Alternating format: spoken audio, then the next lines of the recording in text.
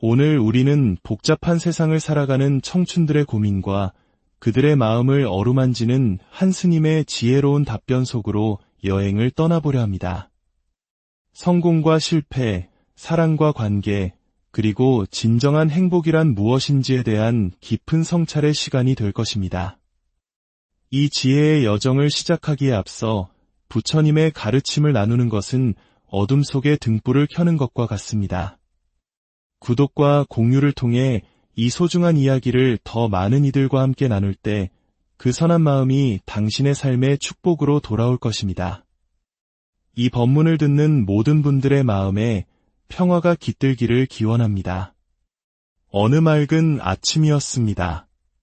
저는 상주에서 서울로 향하기 전 한 주유소에 들렀습니다. 그곳의 이름은 공갈못 주유소였는데 공갈못, 즉 공검지는 한국 역사에서 매우 의미 깊은 곳입니다. 사만시대에 우리나라 최초로 벼농사가 시작된 3대 저수지 중 하나였죠. 유림지, 벽골제와 함께 말입니다. 오랜 역사의 숨결이 깃든 그곳에서 참 재미있는 인연을 만났습니다. 셀프 주유소에서 기름을 넣고 있는데 60대 후반쯤으로 보이는 한 어르신께서 다가와 말을 거셨습니다. 저 말씀 좀 묻겠습니다. 뒤를 돌아보니 그분은 저를 보고 잠시 당황한 표정을 지으셨습니다. 제 승복을 미처 보지 못하셨던 것이죠. 그분은 이내 멋쩍은 웃음을 지으시며 물으셨습니다. 이 근처에 유명한 한우식당이 어디 있습니까? 스님에게 한우식당을 묻는 상황. 어찌 보면 참 어색하고 민망한 순간일 수 있습니다. 어떤 사람이라면 스님에게 어찌 그런 것을 묻는가 하며 불쾌하게 여겼을지도 모릅니다.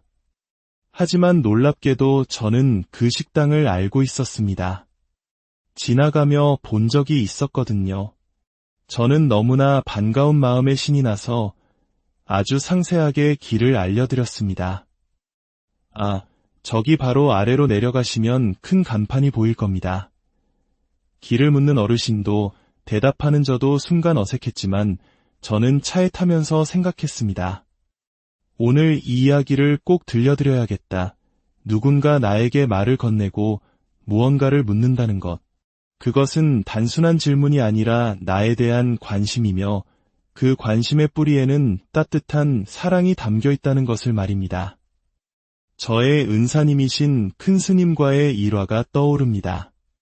제가 머무는 도각사에는 CCTV가 설치되어 있습니다.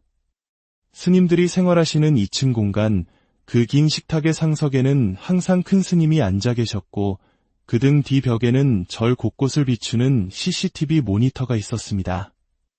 매일 새벽 2, 3시까지 이어지는 큰 스님과의 문답 시간을 마치고 숙소로 돌아갈 때면 저는 인사를 드리고 100m 남짓한 어두운 산길을 뛰어 내려가곤 했습니다. 어느 날 큰 스님께서 물으셨습니다. 너는 왜 밤마다 그렇게 뛰어서 방으로 돌아가느냐? 저는 농담 삼아 대답했습니다. 무서워서요. 고란이라도 튀어나올까 봐 무서워서 뛰어갑니다. 그 말씀을 들으신 큰 스님과 다른 어른 스님들께서는 한바탕 크게 웃으셨습니다. 하지만 저는 알고 있었습니다. 큰 스님께서 굳이 몸을 돌려 CCTV 모니터를 통해 어둠 속으로 사라지는 제 모습을 끝까지 지켜보셨다는 것을요. 어떤 이에게 그것은 감시로 느껴질 수 있습니다. 내가 방에 뛰어가는지 걸어가는지까지 지켜보시나 하고 불편하게 생각할 수도 있겠죠. 하지만 저에게 그것은 세상 가장 따뜻한 관심이자 한없는 사랑이었습니다.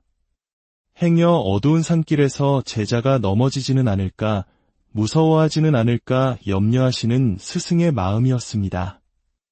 여러분, 우리는 살아가면서 수많은 관계 속에서 때로는 오해하고 상처받기도 합니다.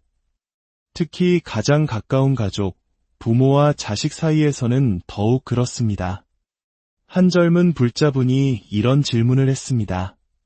부모님께서는 저를 위하는 마음으로 조언을 해주시지만 그 말씀들이 때로는 제 마음에 상처가 되고 잔소리로 들립니다. 그럴 때 제 마음을 어떻게 다스려야 할까요? 경전에는 이와 비슷한 상황을 이렇게 비유합니다. 상처 입은 개는 자신을 치료해 주려는 따뜻한 손길조차 자신을 해치려는 것으로 오해하고 으르렁거리며 물려고 합니다. 부모와 자식의 관계도 이와 같을 때가 많습니다. 부모는 자식이 가는 길이 위태로워 보여 사랑과 걱정의 마음으로 이 길은 위험하다, 그렇게 하면 안 된다고 말하지만 자식의 귀에는 나를 믿지 못하는구나, 내 인생에 간섭하는구나 라는 잔소리로 들리는 것이죠. 부처님께서는 부모와 자식의 인연을 악연이라고 표현하셨습니다. 여기서 악할 악자는 나쁜 인연이라는 뜻이 아닙니다. 불교에서 이 한자는 힘들다, 무겁다, 끈적거린다는 깊은 의미를 담고 있습니다. 사랑하기 때문에 가볍게 대할 수 없고 애정이 깊기 때문에 서로에게 더 큰 상처를 주기도 하는 무겁고도 힘든 인연이라는 뜻입니다. 옆집 아이가 대학에 떨어져 울고 있으면 괜찮아, 다음엔 더 잘할 수 있을 거야 라며 쉽게 위로할 수 있지만 내 자식이 같은 상황에 처하면 내가 그럴 줄 알았다, 공부하라고 할 땐 안 하더니 라며 속상한 마음에 발길질부터 나가는 것이 부모의 마음입니다. 너무나 사랑하기에 그 아픔이 고스란히 나의 아픔이 되기 때문입니다. 그래서 가족일수록 우리는 더욱 조심하고 더욱 예의를 지켜야 합니다. 두 개의 유리컵을 너무 가까이 붙여두면 사소한 움직임에도 부딪혀 깨지기 쉽지만 적당한 거리를 두면 서로를 안전하게 지킬 수 있는 것과 같습니다. 저는 항상 젊은 분들에게 부모님께 존댓말을 쓰라고 권합니다. 부부 사이에도 서로 존댓말을 쓰는 것은 정말 아름다운 문화입니다. 서로를 존중하는 마음의 거리를 지킬 때 사랑이라는 이름으로 서로에게 상처 주는 일을 줄일 수 있습니다. 부모님의 말씀이 잔소리로 들릴 때 저런 말씀을 하실까라는 생각 이전에 어떤 마음으로 나에게 저런 말씀을 하시는 걸까 하고 그 깊은 마음을 헤아려 보려는 노력이 필요합니다. 그것은 어느 한쪽의 잘못이 아니라 서로가 함께 공부하고 노력해야 할 관계의 숙제인 것입니다. 또 다른 청년이 물었습니다. 스님, 저희 청년들은 무언가 해보고 싶다는 도전 정신은 강하지만 그 과정에서 수많은 장애물과 실패를 겪으며 좌절하곤 합니다. 이런 어려움을 어떻게 극복해야 할까요? 참으로 중요한 질문입니다. 우리 시대의 청년들이라면 누구나 가슴에 품고 있을 법한 고민이죠. 저의 큰 스님께서는 이렇게 가르치셨습니다. 수행자는 목표를 가져서는 안 된다. 우리는 살아가면서 늘 목표를 설정합니다. 좋은 대학에 가는 것, 좋은 회사에 취직하는 것, 돈을 많이 버는 것, 멋진 집을 사는 것. 목표를 세우는 순간 우리 앞에는 성공과 실패라는 두 가지 갈림길이 노딥니다. 목표를 이루면 행복할 것 같지만 그 성취감은 잠시뿐 곧바로 다음 목표가 생겨납니다. 대학에 합격하면 취업이라는 목표가, 취업하면 승진이라는 목표가, 그렇게 우리는 죽을 때까지 새로운 목표를 향해 달려가며 결코 쉬지 못합니다. 성공에도 이러한데 만약 실패하면 어떻게 될까요? 깊은 좌절감에 빠져 스스로를 실패한 인생이라 여기게 됩니다. 그래서 큰 스님께서는 말씀하셨습니다. 우리는 목표는 사라지고 오직 방향만 남은 수행자다. 목표는 하나의 점과 같지만 방향은 끝이 없는 길과 같습니다. 무엇이 되겠다가 아니라 어떤 방향으로 살아가겠다고 마음을 정하는 것입니다.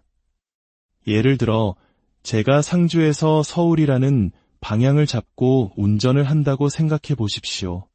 그 길 위에서 저는 수많은 버스 정류장, 가로수, 표지판, 그리고 사람들을 지나치게 될 것입니다.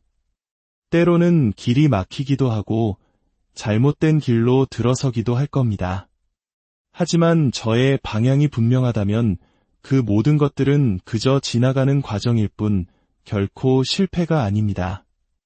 하지만 우리가 어느 휴게소에 들르는 것을 최종 목표로 삼는 순간 그 휴게소에 들르지 못하면 우리는 실패했다고 좌절하게 됩니다. 우리 사회는 끊임없이 우리에게 목표를 강요합니다. 어느 대학 갔어? 연봉은 얼마야? 어느 아파트 살아? 이 모든 질문은 우리를 성패의 노예로 만듭니다. 여러분의 인생의 방향을 정하십시오. 나는 평생 어떤 존재로 살고 싶은가? 나는 세상을 위해 어떤 가치를 실현하며 살고 싶은가? 이 방향성만 뚜렷하다면 여러분이 겪는 모든 경험, 성공이든 실패든 그것은 더 이상 여러분을 좌절시키는 장애물이 아니라 여러분을 더 단단하게 만드는 소중한 자양분이 될 것입니다. 이는 사랑에 있어서도 마찬가지입니다. 우리는 사랑의 끝을 소유라고 착각합니다. 큰 스님께서는 세상에서 가장 아름다운 사랑은 짝사랑이라고 하셨습니다. 짝사랑은 그 사람의 존재만으로도 내 가슴이 뛰고 행복해집니다. 그 사람의 목소리만 들어도 멀리서 그 모습을 바라보는 것만으로도 충만해집니다. 거기에는 어떤 조건도 바라는 것도 없습니다. 하지만 나와 사귀어 줄래? 라고 고백하고 거절당하는 순간 그 사람을 사랑하는 내 마음은 그대로인데도 행복했던 감정은 슬픔으로 때로는 미움으로 변합니다. 왜일까요? 그 사람을 소유하고 싶었기 때문입니다. 내 사랑을 확인받고 싶었기 때문입니다. 우리는 진정으로 사랑하는 법을 배우지 못했습니다. 아름다운 야생화가 피어 있을 때 그것을 사랑하는 방법은 꺾어서 내 꽃병에 꽂아두는 것이 아니라 그 자리에 그대로 두고 가만히 바라봐 주는 것입니다. 꺾는 순간 그 꽃은 시들기 시작합니다. 우리가 무언가를 소유하려는 순간 그 사랑의 순수한 기쁨은 사라지고 집착과 괴로움이 시작됩니다. 그러므로 여러분, 무언가를 포기하는 것을 두려워하지 마십시오. 포기는 실패가 아닙니다. 내 손에 쥔 작은 것을 놓았을 때 비로소 더 크고 소중한 것을 얻을 수 있는 기회가 생깁니다. 수년간 준비하던 시험에 떨어졌다고 해서 인생이 실패한 것이 아닙니다. 그것은 단지 나에게 더 맞는 다른 길이 있다는 신호일지도 모릅니다. 모든 가능성이 열려있는 기회의 순간인 것입니다. 인생은 한 편의 연극과 같습니다. 우리는 저마다 아들, 딸, 회사원, 학생이라는 역할을 맡은 배우들입니다. 훌륭한 배우는 연기하는 동안 자신의 역할에 최선을 다하지만 자신이 지금 연기하고 있다는 사실을 결코 잊지 않습니다. 우리도 마찬가지입니다. 우리에게 주어진 삶의 역할에 최선을 다하되 그것이 나의 전부라고 착각해서는 안 됩니다. 진지하게 살되 심각해지지는 마십시오. 아이가 모래성을 쌓을 때를 생각해 보세요. 온 마음을 다해 정성껏 성을 만들지만 엄마가 집에 가자고 부르면 언제든 네 하고 대답하며 자신이 만든 성을 뻥 찰 수 있는 용기가 있습니다. 왜냐하면 그것이 영원하지 않다는 것을 하나의 놀이임을 알기 때문입니다. 우리가 겪는 슬픔, 외로움, 좌절감, 그 모든 감정들은 실체가 있는 것이 아닙니다. 생각의 무게는 0g입니다. 느껴지기는 하지만 존재하는 것은 아닙니다. 그 감정들에 심각한 무게를 부여하고 스스로를 괴롭히지 마십시오. 여러분은 이미 충분히 노력했고 잘해왔습니다. 여러분은 그 무엇도 아닙니다. 그렇기에 무엇이든 될 수 있습니다. 여러분은 이 텅 빈 허공과 같은 무한한 가능성의 존재입니다. 텅 빈 허공이 고요하기만 한 것이 아니라 때로는 거친 폭풍을 품고 있듯이 여러분 안에는 상상할 수 없는 힘이 잠재되어 있습니다. 마지막으로 부처님의 가르침이 담긴 한 이야기를 들려드리고 싶습니다. 옛날에 모든 것을 다 가진 한 부자가 있었습니다. 그에게 단 하나 없는 것이 있었는데 바로 붉은 진주였습니다. 그는 붉은 진주를 얻기 위해 먼 이국 땅으로 떠나 자신의 피를 먹여 진주조개를 키워 마침내 영롱한 붉은 진주를 손에 넣었습니다. 하지만 함께 고생했던 동료가 그를 우물에 빠뜨리고 진주를 훔쳐 달아났습니다. 그는 수년간의 추적 끝에 동료를 찾아 진주를 되찾아 고향으로 돌아왔습니다. 그런데 어느 날 마당에서 자신의 어린 아들들이 구슬치기를 하는 것을 보게 되었습니다. 아이들은 아버지가 평생을 바쳐 얻어온 것과 똑같은 붉은 진주를 가지고 아무렇지도 않게 땅에 굴리며 놀고 있었습니다. 한 아이가 말했습니다. 내 굿을 정말 멋있다. 그러자 아들이 대수롭지 않게 대답했습니다. 이거 우리 집 항아리에 잔뜩 있어 그렇습니다. 아들에게 붉은 진주는 그저 흔한 구슬이었지만 아버지에게 그것은 자신의 피와 땀, 인생을 바쳐 얻어낸 세상에서 가장 귀한 보물이었습니다. 여러분, 우리가 지금 듣고 있는 이 부처님의 가르침이 바로 그 붉은 진주와 같습니다. 수많은 스승들께서 깨달음을 얻기 위해 목숨을 걸고 피와 눈물로써 이 법을 찾아내 우리에게 전해주셨습니다. 우리는 그저 편안한 자리에 앉아 쉽게 이 가르침을 듣고 있지만 그 가치를 결코 가벼이 여겨서는 안 됩니다. 이 귀한 보석으로 구슬치기를 하며 장난치고 다투는 어리석음을 범해서는 안 됩니다. 이름도 없이 빛도 없이 이 법을 지키고 전해주신 수많은 선지식들의 은혜를 잊지 마십시오. 한마디의 가르침이라도 내 삶을 바꾸는 귀한 보물로 여기고 용감하게, 진실하게, 그리고 유쾌하게 수행하는 불자가 되시기를 간절히 바랍니다. 긴 시간 함께 해주셔서 고맙습니다. 여러분 덕분에 오늘 저의 세상도 참으로 행복했습니다. 여러분의 삶에도 부처님의 지혜와 자비가 늘 오늘 우리는 복잡한 세상을 살아가는 청춘들의 고민과 그들의 마음을 어루만지는 한 스님의 지혜로운 답변 속으로 여행을 떠나보려 합니다. 성공과 실패, 사랑과 관계, 그리고 진정한 행복이란 무엇인지에 대한 깊은 성찰의 시간이 될 것입니다. 이 지혜의 여정을 시작하기에 앞서 부처님의 가르침을 나누는 것은 어둠 속에 등불을 켜는 것과 같습니다. 구독과 공유를 통해 이 소중한 이야기를 더 많은 이들과 함께 나눌 때 그 선한 마음이 당신의 삶의 축복으로 돌아올 것입니다. 이 법문을 듣는 모든 분들의 마음에 평화가 깃들기를 기원합니다. 어느 맑은 아침이었습니다. 저는 상주에서 서울로 향하기 전 한 주유소에 들렀습니다. 그곳의 이름은 공갈못 주유소였는데 공갈못, 즉 공검지는 한국 역사에서 매우 의미 깊은 곳입니다. 사만시대에 우리나라 최초로 벼농사가 시작된 3대 저수지 중 하나였죠. 유림지, 벽골제와 함께 말입니다. 오랜 역사의 숨결이 깃든 그곳에서 참 재미있는 인연을 만났습니다. 셀프 주유소에서 기름을 넣고 있는데 60대 후반쯤으로 보이는 한 어르신께서 다가와 말을 거셨습니다. 저 말씀 좀 묻겠습니다. 뒤를 돌아보니 그분은 저를 보고 잠시 당황한 표정을 지으셨습니다. 제 승복을 미처 보지 못하셨던 것이죠. 그분은 이내 멋쩍은 웃음을 지으시며 물으셨습니다. 이 근처에 유명한 한우 식당이 어디 있습니까? 스님에게 한우 식당을 묻는 상황. 어찌 보면 참 어색하고 민망한 순간일 수 있습니다.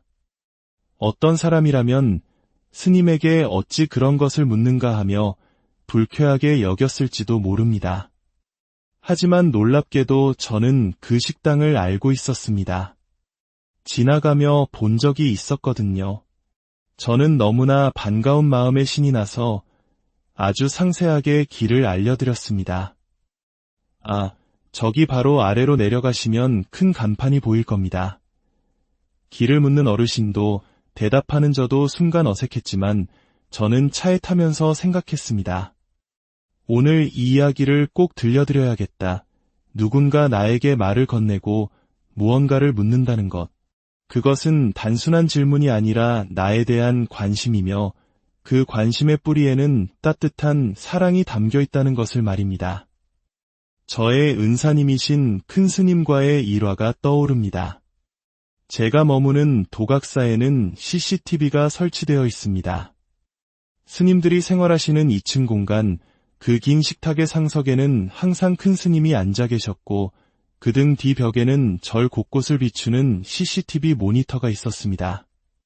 매일 새벽 2, 3시까지 이어지는 큰 스님과의 문답 시간을 마치고 숙소로 돌아갈 때면 저는 인사를 드리고 100m 남짓한 어두운 산길을 뛰어 내려가곤 했습니다. 어느 날 큰 스님께서 물으셨습니다. 너는 왜 밤마다 그렇게 뛰어서 방으로 돌아가느냐? 저는 농담 삼아 대답했습니다. 무서워서요. 고란이라도 튀어나올까 봐 무서워서 뛰어갑니다. 그 말씀을 들으신 큰 스님과 다른 어른 스님들께서는 한바탕 크게 웃으셨습니다. 하지만 저는 알고 있었습니다. 큰 스님께서 굳이 몸을 돌려 CCTV 모니터를 통해 어둠 속으로 사라지는 제 모습을 끝까지 지켜보셨다는 것을요. 어떤 이에게 그것은 감시로 느껴질 수 있습니다. 내가 방에 뛰어가는지 걸어가는지까지 지켜보시나 하고 불편하게 생각할 수도 있겠죠.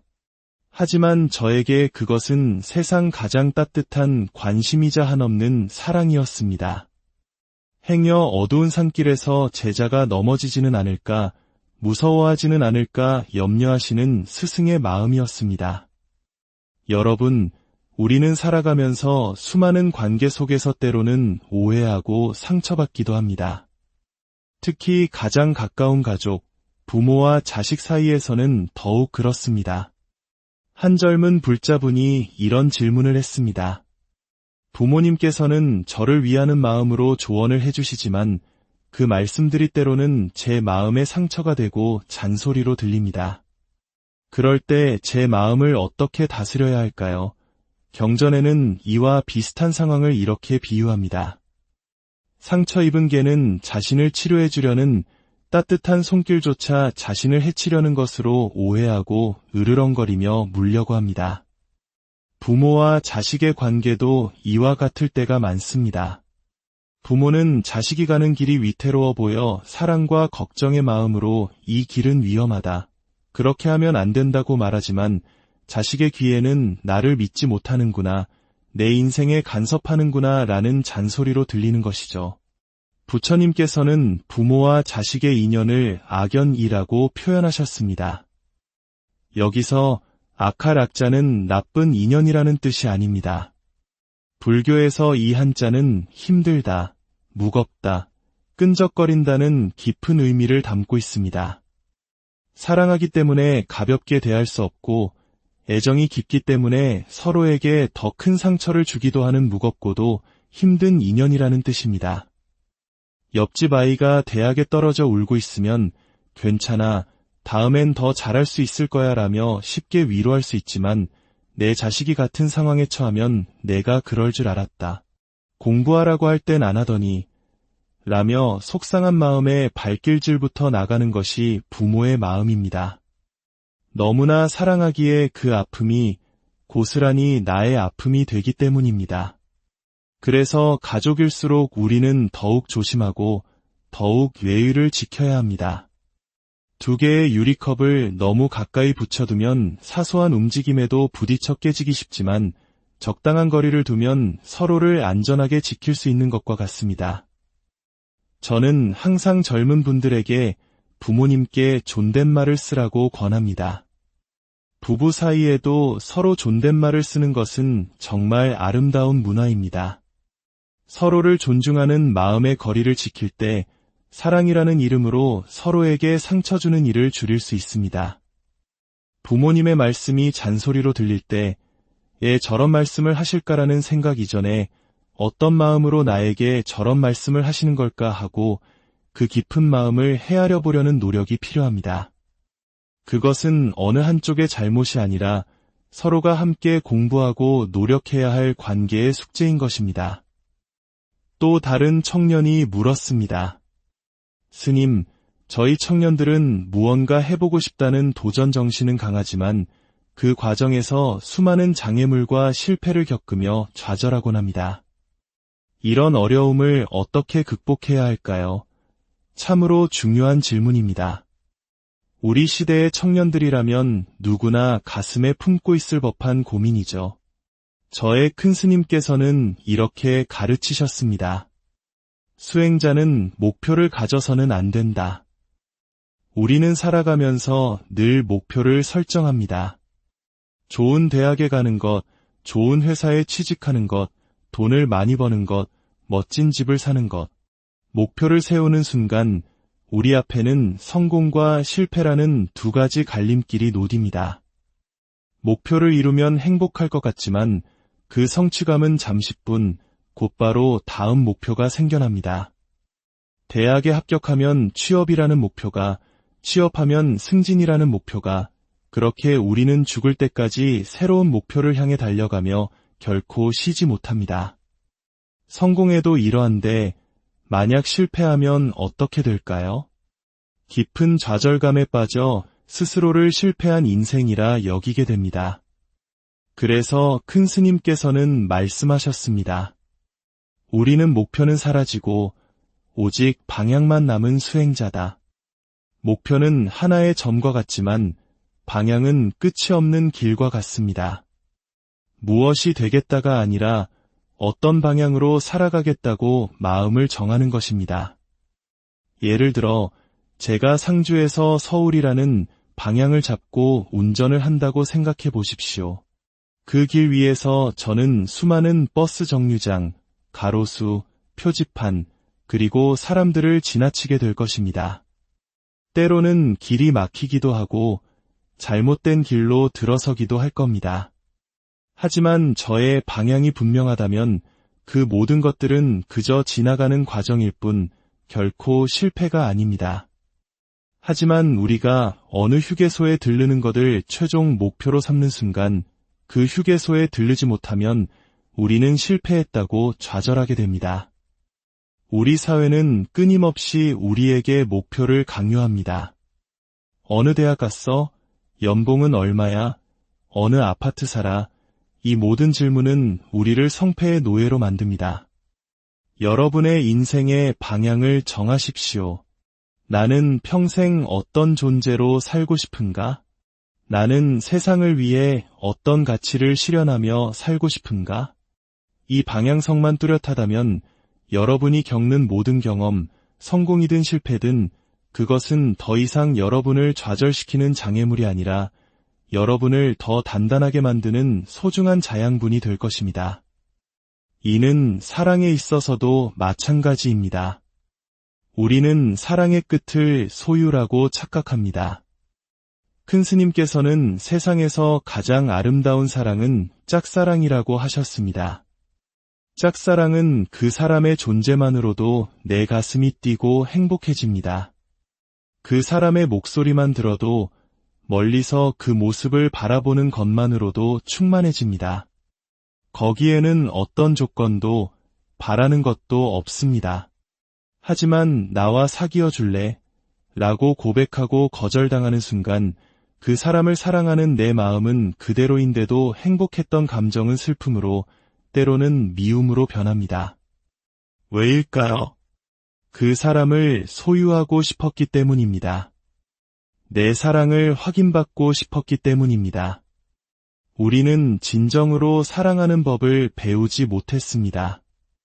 아름다운 야생화가 피어 있을 때 그것을 사랑하는 방법은 꺾어서 내 꽃병에 꽂아두는 것이 아니라 그 자리에 그대로 두고 가만히 바라봐 주는 것입니다.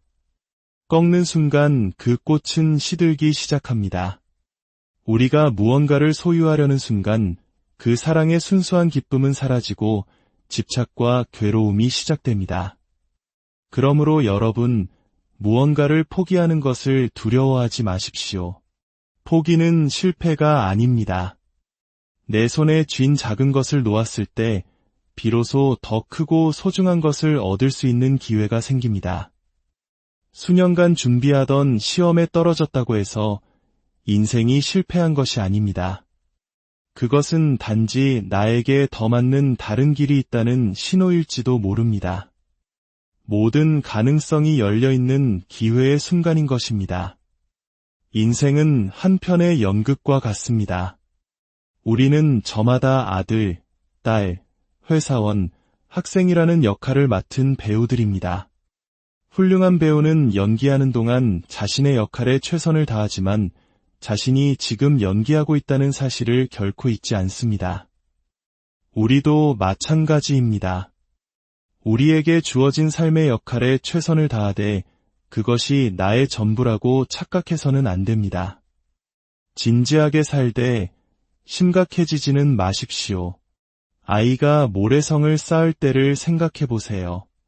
온 마음을 다해 정성껏 성을 만들지만 엄마가 집에 가자고 부르면 언제든 네 하고 대답하며 자신이 만든 성을 뻥 찰 수 있는 용기가 있습니다. 왜냐하면 그것이 영원하지 않다는 것을 하나의 놀이임을 알기 때문입니다. 우리가 겪는 슬픔, 외로움, 좌절감, 그 모든 감정들은 실체가 있는 것이 아닙니다. 생각의 무게는 0g입니다. 느껴지기는 하지만 존재하는 것은 아닙니다. 그 감정들에 심각한 무게를 부여하고 스스로를 괴롭히지 마십시오. 여러분은 이미 충분히 노력했고 잘해왔습니다. 여러분은 그 무엇도 아닙니다. 그렇기에 무엇이든 될 수 있습니다. 여러분은 이 텅 빈 허공과 같은 무한한 가능성의 존재입니다. 텅 빈 허공이 고요하기만 한 것이 아니라 때로는 거친 폭풍을 품고 있듯이 여러분 안에는 상상할 수 없는 힘이 잠재되어 있습니다. 마지막으로 부처님의 가르침이 담긴 한 이야기를 들려드리고 싶습니다. 옛날에 모든 것을 다 가진 한 부자가 있었습니다. 그에게 단 하나 없는 것이 있었는데 바로 붉은 진주였습니다. 그는 붉은 진주를 얻기 위해 먼 이국 땅으로 떠나 자신의 피를 먹여 진주조개를 키워 마침내 영롱한 붉은 진주를 손에 넣었습니다. 하지만 함께 고생했던 동료가 그를 우물에 빠뜨리고 진주를 훔쳐 달아났습니다. 그는 수년간의 추적 끝에 동료를 찾아 진주를 되찾아 고향으로 돌아왔습니다. 그런데 어느 날 마당에서 자신의 어린 아들들이 구슬치기를 하는 것을 보게 되었습니다.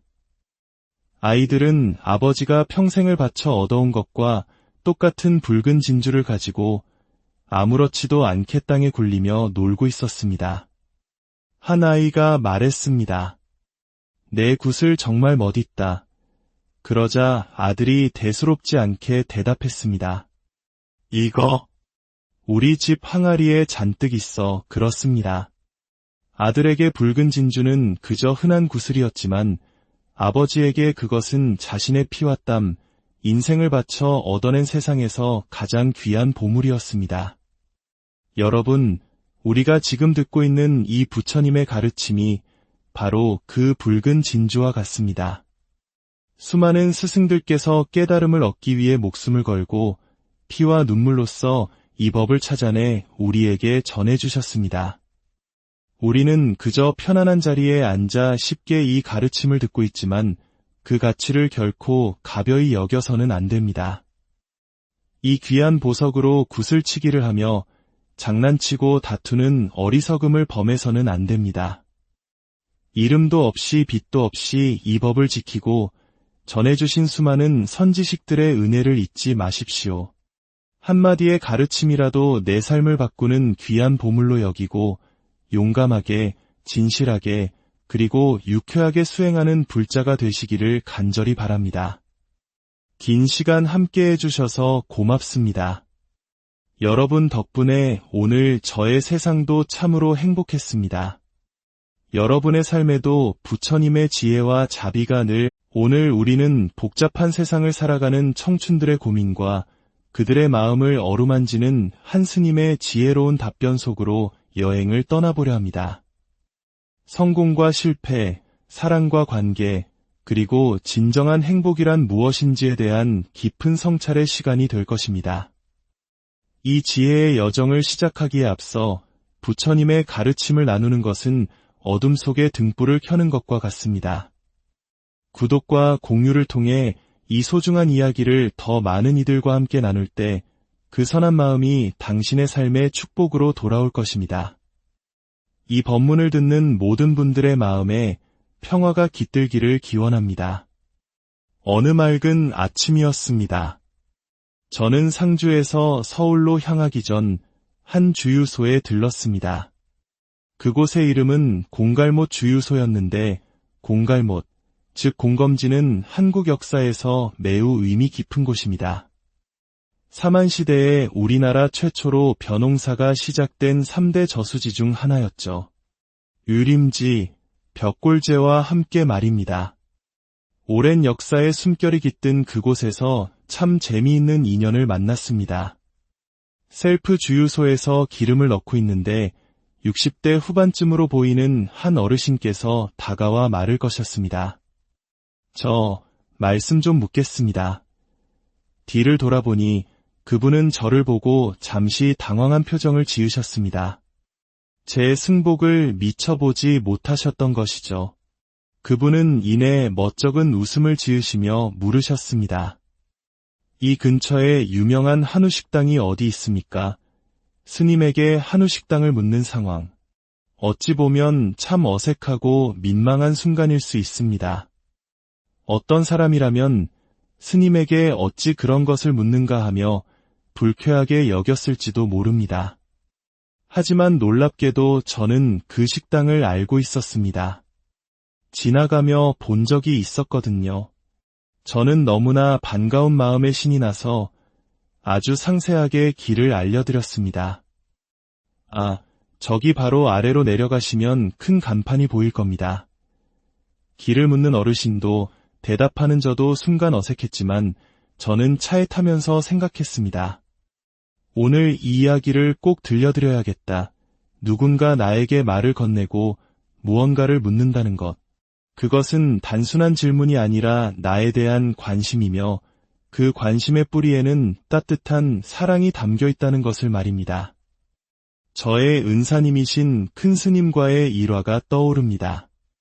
제가 머무는 도각사에는 CCTV가 설치되어 있습니다. 스님들이 생활하시는 2층 공간, 그 긴 식탁의 상석에는 항상 큰 스님이 앉아 계셨고 그 등 뒤 벽에는 절 곳곳을 비추는 CCTV 모니터가 있었습니다. 매일 새벽 2, 3시까지 이어지는 큰 스님과의 문답 시간을 마치고 숙소로 돌아갈 때면 저는 인사를 드리고 100m 남짓한 어두운 산길을 뛰어 내려가곤 했습니다. 어느 날 큰 스님께서 물으셨습니다. 너는 왜 밤마다 그렇게 뛰어서 방으로 돌아가느냐? 저는 농담 삼아 대답했습니다. 무서워서요. 고란이라도 튀어나올까 봐 무서워서 뛰어갑니다. 그 말씀을 들으신 큰 스님과 다른 어른 스님들께서는 한바탕 크게 웃으셨습니다. 하지만 저는 알고 있었습니다. 큰 스님께서 굳이 몸을 돌려 CCTV 모니터를 통해 어둠 속으로 사라지는 제 모습을 끝까지 지켜보셨다는 것을요. 어떤 이에게 그것은 감시로 느껴질 수 있습니다. 내가 방에 뛰어가는지 걸어가는지까지 지켜보시나 하고 불편하게 생각할 수도 있겠죠. 하지만 저에게 그것은 세상 가장 따뜻한 관심이자 한없는 사랑이었습니다. 행여 어두운 산길에서 제자가 넘어지지는 않을까, 무서워하지는 않을까 염려하시는 스승의 마음이었습니다. 여러분, 우리는 살아가면서 수많은 관계 속에서 때로는 오해하고 상처받기도 합니다. 특히 가장 가까운 가족, 부모와 자식 사이에서는 더욱 그렇습니다. 한 젊은 불자분이 이런 질문을 했습니다. 부모님께서는 저를 위하는 마음으로 조언을 해주시지만 그 말씀들이 때로는 제 마음에 상처가 되고 잔소리로 들립니다. 그럴 때 제 마음을 어떻게 다스려야 할까요? 경전에는 이와 비슷한 상황을 이렇게 비유합니다. 상처 입은 개는 자신을 치료해 주려는 따뜻한 손길조차 자신을 해치려는 것으로 오해하고 으르렁거리며 물려고 합니다. 부모와 자식의 관계도 이와 같을 때가 많습니다. 부모는 자식이 가는 길이 위태로워 보여 사랑과 걱정의 마음으로 이 길은 위험하다, 그렇게 하면 안 된다고 말하지만 자식의 귀에는 나를 믿지 못하는구나, 내 인생에 간섭하는구나 라는 잔소리로 들리는 것이죠. 부처님께서는 부모와 자식의 인연을 악연이라고 표현하셨습니다. 여기서 악할 악자는 나쁜 인연이라는 뜻이 아닙니다. 불교에서 이 한자는 힘들다, 무겁다, 끈적거린다는 깊은 의미를 담고 있습니다. 사랑하기 때문에 가볍게 대할 수 없고 애정이 깊기 때문에 서로에게 더 큰 상처를 주기도 하는 무겁고도 힘든 인연이라는 뜻입니다. 옆집 아이가 대학에 떨어져 울고 있으면 괜찮아, 다음엔 더 잘할 수 있을 거야 라며 쉽게 위로할 수 있지만 내 자식이 같은 상황에 처하면 내가 그럴 줄 알았다, 공부하라고 할 땐 안 하더니 라며 속상한 마음에 발길질부터 나가는 것이 부모의 마음입니다. 너무나 사랑하기에 그 아픔이 고스란히 나의 아픔이 되기 때문입니다. 그래서 가족일수록 우리는 더욱 조심하고 더욱 예의를 지켜야 합니다.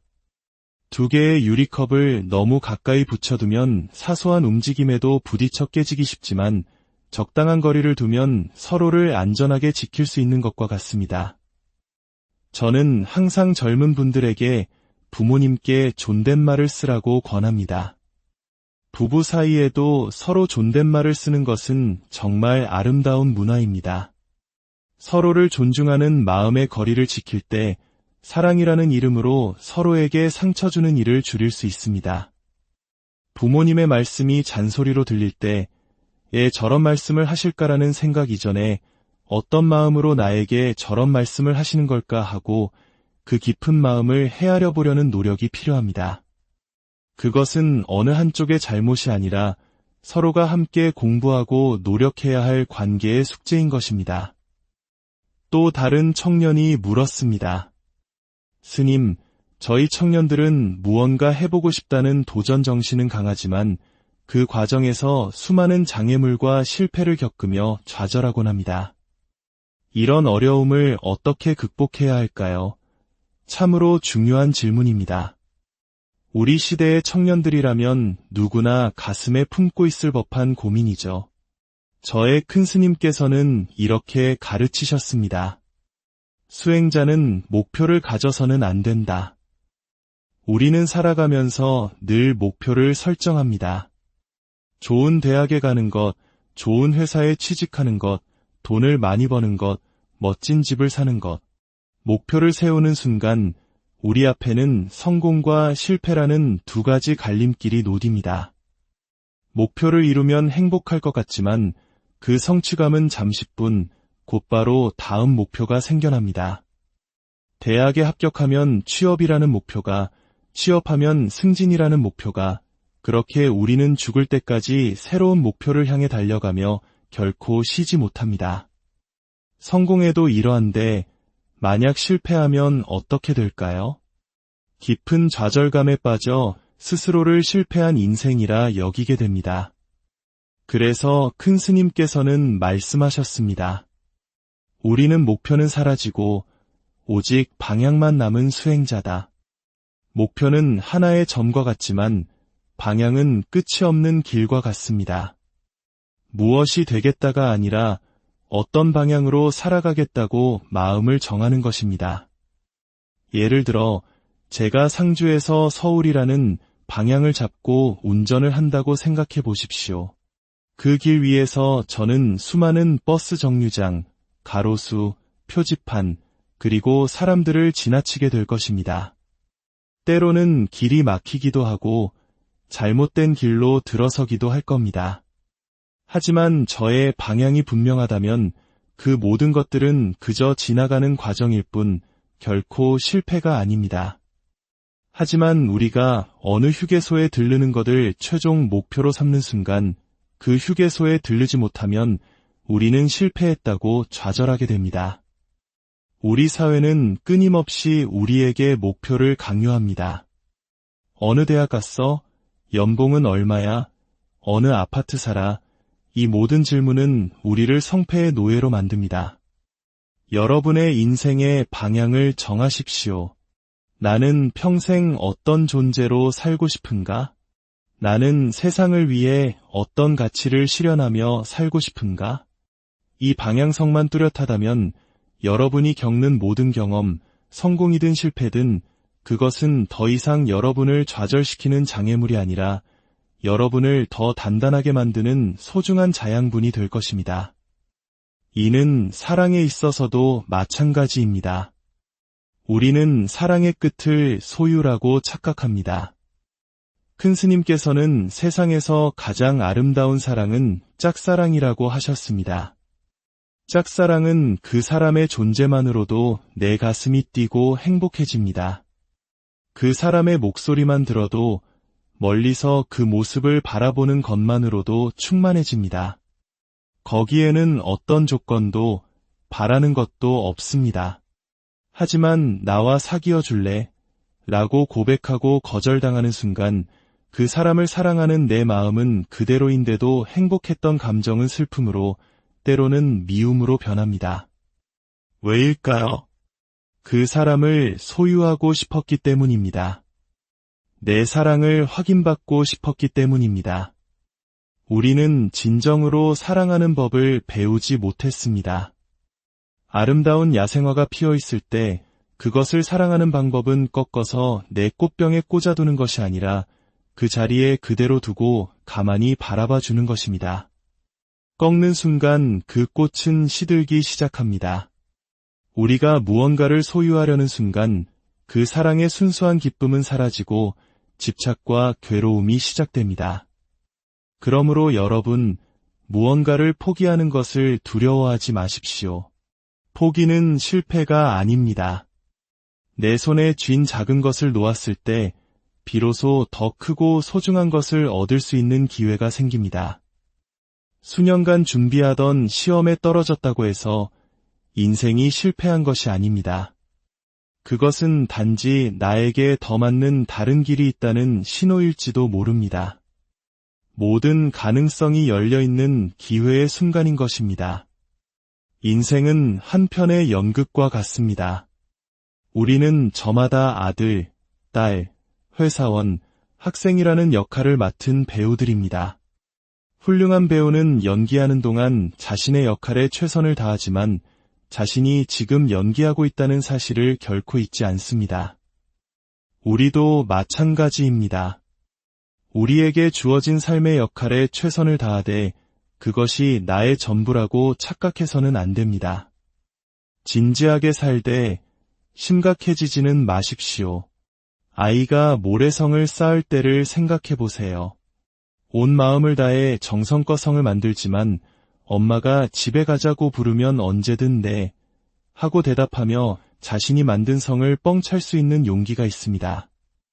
왜냐하면 그것이 영원하지 않다는 것을 하나의 놀이임을 알기 때문입니다. 우리가 겪는 슬픔, 외로움, 좌절감, 그 모든 감정들은 실체가 있는 것이 아닙니다. 생각의 무게는 0g입니다. 느껴지기는 하지만 존재하는 것은 아닙니다. 그 감정들에 심각한 무게를 부여하고 스스로를 괴롭히지 마십시오. 여러분은 이미 충분히 노력했고 잘해왔습니다. 여러분은 그 무엇도 아닙니다. 그렇기에 무엇이든 될 수 있습니다. 여러분은 이 텅 빈 허공과 같은 무한한 가능성의 존재입니다. 텅 빈 허공이 고요하기만 한 것이 아니라 때로는 거친 폭풍을 품고 있듯이 여러분 안에는 상상할 수 없는 힘이 잠재되어 있습니다. 마지막으로 부처님의 가르침이 담긴 한 이야기를 들려드리고 싶습니다. 옛날에 모든 것을 다 가진 한 부자가 있었습니다. 그에게 단 하나 없는 것이 있었는데 바로 붉은 진주였습니다. 그는 붉은 진주를 얻기 위해 먼 이국 땅으로 떠나 자신의 피를 먹여 진주조개를 키워 마침내 영롱한 붉은 진주를 손에 넣었습니다. 하지만 함께 고생했던 동료가 그를 우물에 빠뜨리고 진주를 훔쳐 달아났습니다. 그는 수년간의 추적 끝에 동료를 찾아 진주를 되찾아 고향으로 돌아왔습니다. 그런데 어느 날 마당에서 자신의 어린 아들들이 구슬치기를 하는 것을 보게 되었습니다. 아이들은 아버지가 평생을 바쳐 얻어온 것과 똑같은 붉은 진주를 가지고 아무렇지도 않게 땅에 굴리며 놀고 있었습니다. 한 아이가 말했습니다. 내 굿을 정말 멋있다. 그러자 아들이 대수롭지 않게 대답했습니다. 이거 우리 집 항아리에 잔뜩 있어 그렇습니다. 아들에게 붉은 진주는 그저 흔한 구슬이었지만 아버지에게 그것은 자신의 피와 땀, 인생을 바쳐 얻어낸 세상에서 가장 귀한 보물이었습니다. 여러분, 우리가 지금 듣고 있는 이 부처님의 가르침이 바로 그 붉은 진주와 같습니다. 수많은 스승들께서 깨달음을 얻기 위해 목숨을 걸고 피와 눈물로써 이 법을 찾아내 우리에게 전해주셨습니다. 우리는 그저 편안한 자리에 앉아 쉽게 이 가르침을 듣고 있지만 그 가치를 결코 가벼이 여겨서는 안 됩니다. 이 귀한 보석으로 구슬치기를 하며 장난치고 다투는 어리석음을 범해서는 안 됩니다. 이름도 없이 빛도 없이 이 법을 지키고 전해주신 수많은 선지식들의 은혜를 잊지 마십시오. 한마디의 가르침이라도 내 삶을 바꾸는 귀한 보물로 여기고 용감하게, 진실하게, 그리고 유쾌하게 수행하는 불자가 되시기를 간절히 바랍니다. 긴 시간 함께 해주셔서 고맙습니다. 여러분 덕분에 오늘 저의 세상도 참으로 행복했습니다.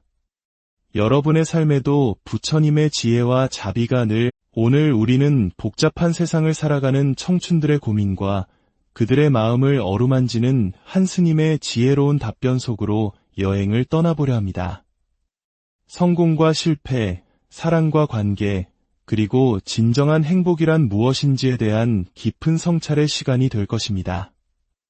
이 지혜의 여정을 시작하기에 앞서 부처님의 가르침을 나누는 것은 어둠 속에 등불을 켜는 것과 같습니다. 구독과 공유를 통해 이 소중한 이야기를 더 많은 이들과 함께 나눌 때 그 선한 마음이 당신의 삶의 축복으로 돌아올 것입니다. 이 법문을 듣는 모든 분들의 마음에 평화가 깃들기를 기원합니다. 어느 맑은 아침이었습니다. 저는 상주에서 서울로 향하기 전 한 주유소에 들렀습니다. 그곳의 이름은 공갈못 주유소였는데 공갈못, 즉 공검지는 한국 역사에서 매우 의미 깊은 곳입니다. 사만시대에 우리나라 최초로 벼농사가 시작된 3대 저수지 중 하나였죠. 유림지, 벽골제와 함께 말입니다. 오랜 역사의 숨결이 깃든 그곳에서 참 재미있는 인연을 만났습니다. 셀프 주유소에서 기름을 넣고 있는데 60대 후반쯤으로 보이는 한 어르신께서 다가와 말을 거셨습니다.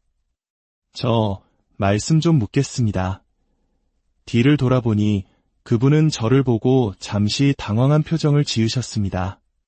제 승복을 미처 보지 못하셨던 것이죠. 그분은 이내 멋쩍은 웃음을 지으시며 물으셨습니다. 이 근처에 유명한 한우식당이 어디 있습니까? 스님에게 한우식당을 묻는 상황. 어찌 보면 참 어색하고 민망한 순간일 수 있습니다. 어떤 사람이라면 스님에게 어찌 그런 것을 묻는가 하며 불쾌하게 여겼을지도 모릅니다. 하지만 놀랍게도 저는 그 식당을 알고 있었습니다. 지나가며 본 적이 있었거든요. 저는 너무나 반가운 마음에 신이 나서 아주 상세하게 길을 알려드렸습니다. 아, 저기 바로 아래로 내려가시면 큰 간판이 보일 겁니다. 길을 묻는 어르신도 대답하는 저도 순간 어색했지만 저는 차에 타면서 생각했습니다. 오늘 이 이야기를 꼭 들려드려야겠다. 누군가 나에게 말을 건네고 무언가를 묻는다는 것. 그것은 단순한 질문이 아니라 나에 대한 관심이며 그 관심의 뿌리에는 따뜻한 사랑이 담겨 있다는 것을 말입니다. 저의 은사님이신 큰 스님과의 일화가 떠오릅니다. 제가 머무는 도각사에는 CCTV가 설치되어 있습니다. 스님들이 생활하시는 2층 공간, 그 긴 식탁의 상석에는 항상 큰 스님이 앉아 계셨고 그 등 뒤 벽에는 절 곳곳을 비추는 CCTV 모니터가 있었습니다. 매일 새벽 2, 3시까지 이어지는 큰 스님과의 문답 시간을 마치고 숙소로 돌아갈 때면 저는 인사를 드리고 100m 남짓한 어두운 산길을 뛰어 내려가곤 했습니다. 어느 날 큰 스님께서 물으셨습니다. 너는 왜 밤마다 그렇게 뛰어서 방으로 돌아가느냐? 저는 농담 삼아 대답했습니다. 무서워서요. 고란이라도 튀어나올까 봐 무서워서 뛰어갑니다. 그 말씀을 들으신 큰 스님과 다른 어른 스님들께서는 한바탕 크게 웃으셨습니다. 하지만 저는 알고 있었습니다. 큰 스님께서 굳이 몸을 돌려 CCTV 모니터를 통해 어둠 속으로 사라지는 제 모습을 끝까지 지켜보셨다는 것을요. 어떤 이에게 그것은 감시로 느껴질 수 있습니다. 내가 방에 뛰어가는지 걸어가는지까지 지켜보시나 하고 불편하게 생각할 수도 있겠죠.